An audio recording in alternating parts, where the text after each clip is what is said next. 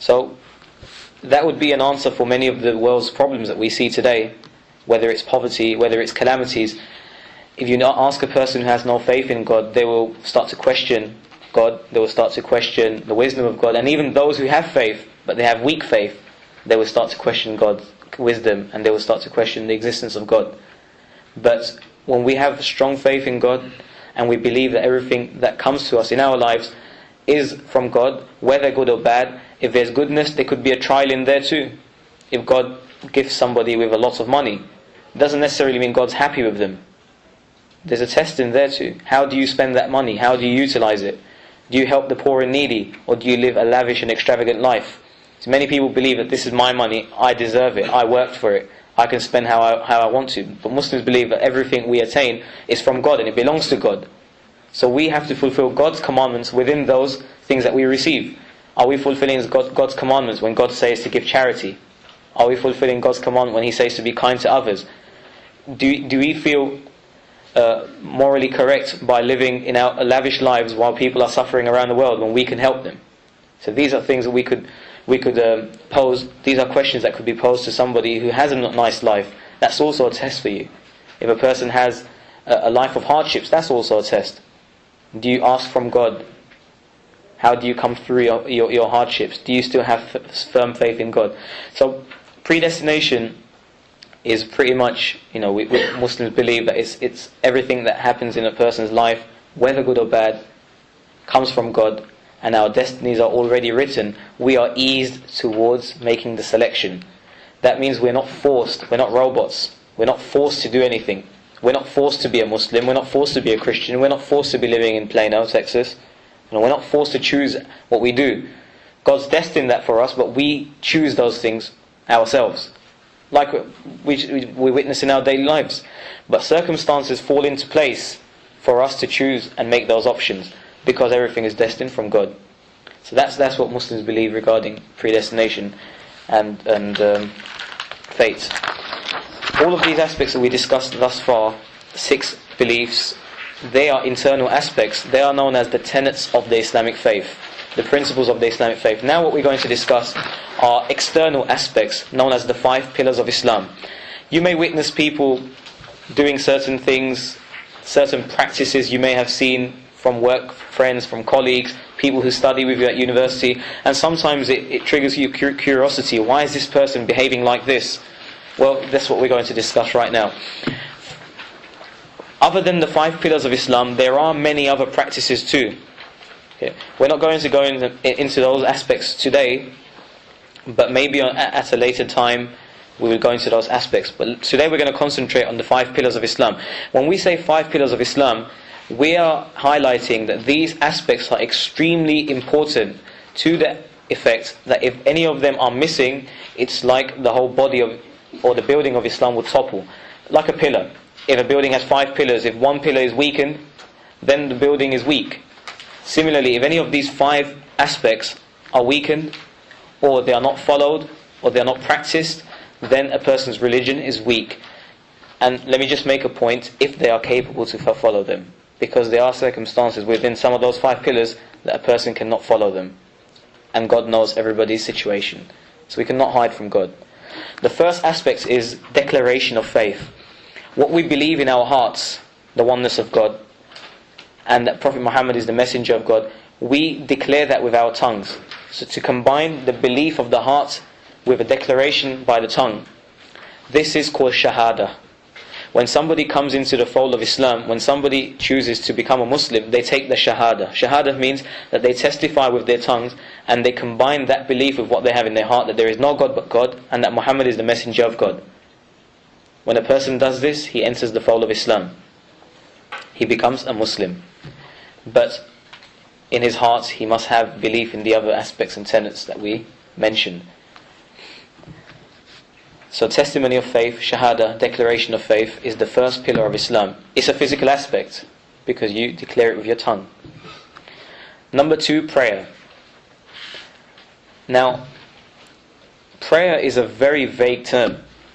If we say prayer, every religion has different aspects of prayer, different types of prayer, different languages of prayer.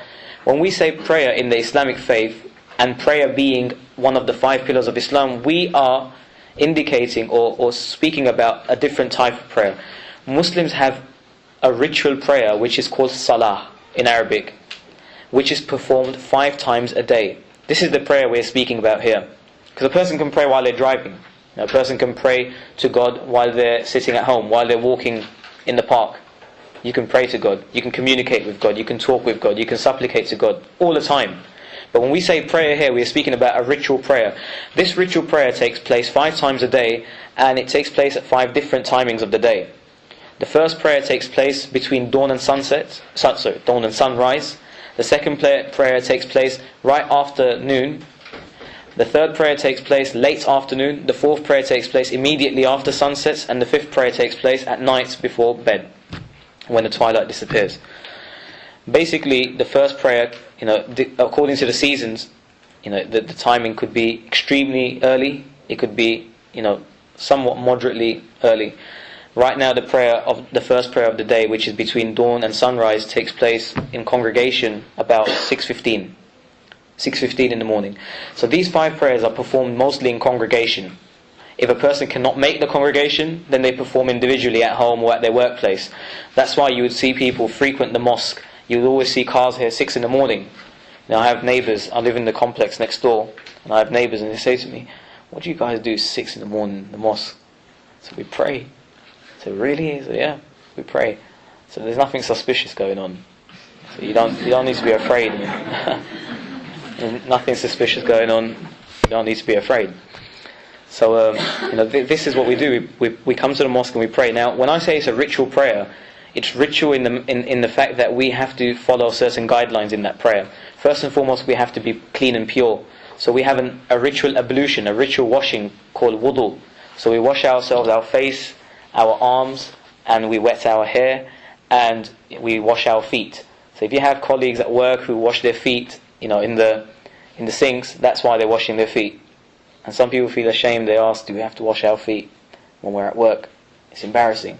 So what's embarrassing about keeping yourself clean? You wash yourself 5 times a day. That means you're extremely clean. Just make sure you clean up after yourself, so nobody feels dirty when they come and use the bathroom. So that's a ritual washing, ablution. Then we're required to follow Mecca.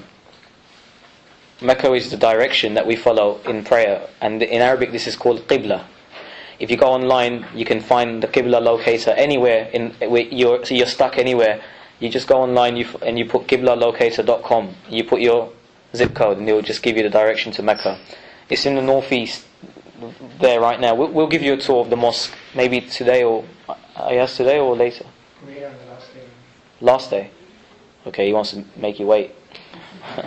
But that's the direction of Mecca, northeast from Texas, from Plano. So we're required to face Mecca. Then there's a standing position. We raise our hands, and then we fold our hands. Then we recite portions of the Quran. Then we go into the bowing position. Then we stand again for a very brief 2-3 seconds, and then we go down into prostration. So this is the ritual prayer. When I say a ritual prayer, it means it has different aspects to the prayer, different parts of the prayer, and it's extremely spiritual. A person's focused on God. And the reason why we have 5 prayers in a day is so that a person doesn't get engrossed in their daily lives and forget God. Because the focus in life should be God. God said, "We haven't created you except for worship." And when we die, we will face God. So the purpose of life is to serve God and to please God. So that's why 5 times in the day we're reminded of God. So we don't get engrossed in our daily lives and forget our focus in life, which is God. So we have different units in the prayer. The morning prayer has 2 units, and I just explained one whole unit to you. Then we have 4 units in the afternoon prayer, 4 in the late afternoon, 3 in the one after sunset, and 4 at the night prayer. Other than these prayers, there's a lot of supererogatory prayers as well. A person can just perform 2 units of prayer and ask God for something if a person is in need or anything. Then these are different types of prayers. In the month of Ramadan, we have a ritual prayer which is called the Tarawih, which is 20 units, and we recite the whole Quran within 27 nights. We complete in that prayer, and it's a very long prayer. Sometimes you might have, if you're a teacher, you might have a pupil who's slacking in the month of Ramadan because he's fasting, and he may have performed that prayer at night. So he's tired, or she is tired. But always consult us.